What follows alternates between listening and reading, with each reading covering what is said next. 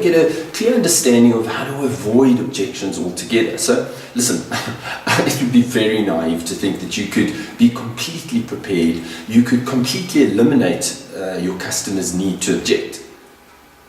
But you can avoid objections, or you could avoid some of the objections by anticipating. So the first thing you want to do is in order to avoid objections, you need to be crystal clear on exactly what your value proposition is. In other words, what is it that your organization does? What is it that the products and services that your organization presents, what is it that they do to effectively transform your customers' businesses? In other words, make their lives easier, reduce their costs, improve their profitability, improve the efficiency of their teams, etc., or help them to sleep at night. So what is it that your product or service does better, smoother, faster?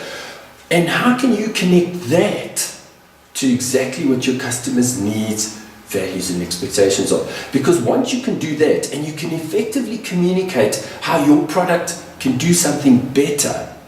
Because think about it, if you were with a supplier and somebody was meeting your needs 100%, you were paying a fair price, you were getting the kind of service that you expected, would you move to another supplier? No, I wouldn't. So think about it, if you're expecting your customer or your prospect to change supplier, to accept that you're the right supplier, then what are you going to do to earn the right? What are you going to do better? What is your widget, your product, your service going to do that their current suppliers one can't? Because if you're just going to come with the same thing, the only way that your customers are going to consider changing is if you offer them a lower price. Bottom line is, a lower price means you reduce their costs. Lower price means you optimize their bottom line.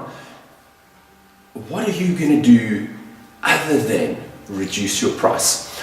Or should I rather say, what are you going to do to really see what your organization can do that their current supplier can't, and how are you going to connect that to exactly what they need? Because that's the first place where you're going to avoid objections, because one of the biggest objections you're going to get is objection of price. But your customer will never object about price if they feel they're getting more value.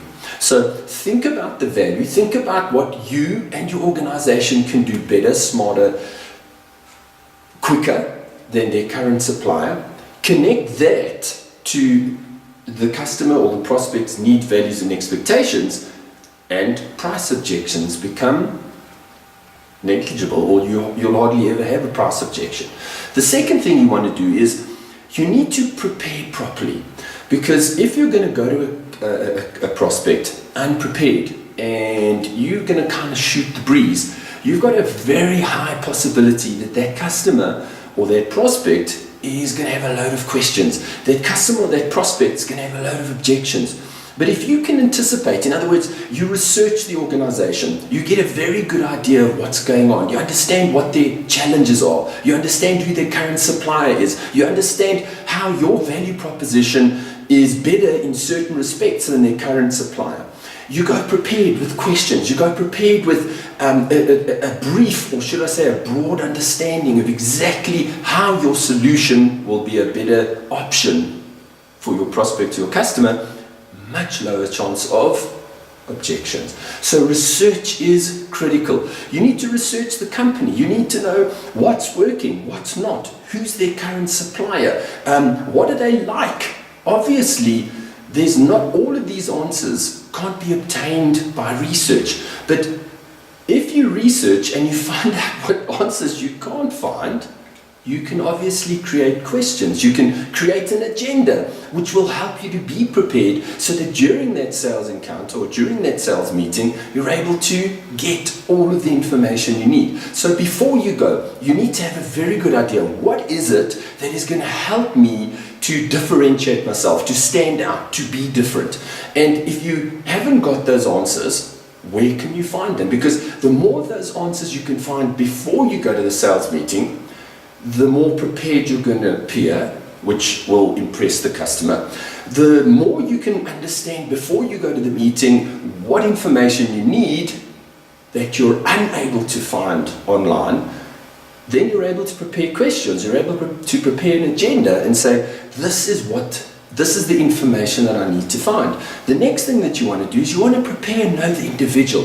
What is the individual's personality type, if you can find it out? Because they'll possibly have queries. If you've got a nurturing kind of person, for example, they may have questions about, how will this help my people? Well, if you already know they're a nurturing personality type, you can already come prepared. You can already, in your presentation, have outlined exactly how this will help their people. So think about preparing, getting to know the person, getting to know how it's easiest, or should I say, how it's best to connect your value to your customers' needs, values, and expectations. And it's not just a case of connecting it, it's a case of once you connect it, you need to know, how does the individual that's receiving the message, how is that individual going to hear things? In other words, are they going to hear it as a dominant personality where they just want a brief summary? Are they a knowledge-seeking type of person who's constantly wanting to know information about information?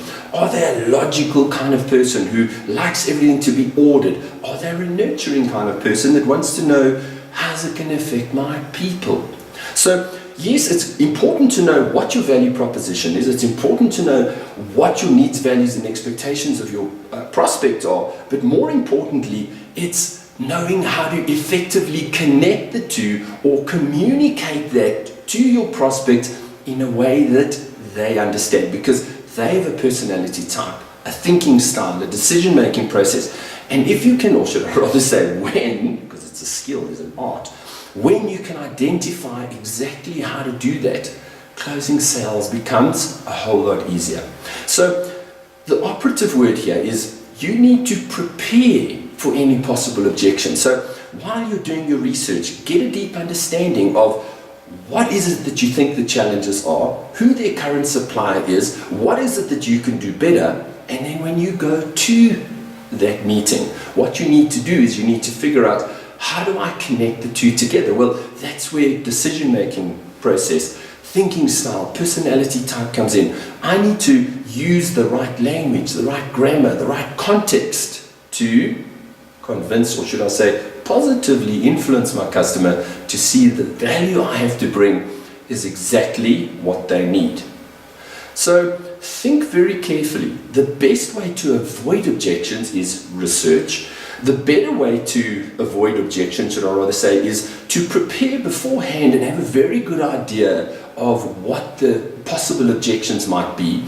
Bring those, or put that preparation into your presentation. In other words, you have a very good idea of what the objections might be. Hey, handle those objections before they even come up.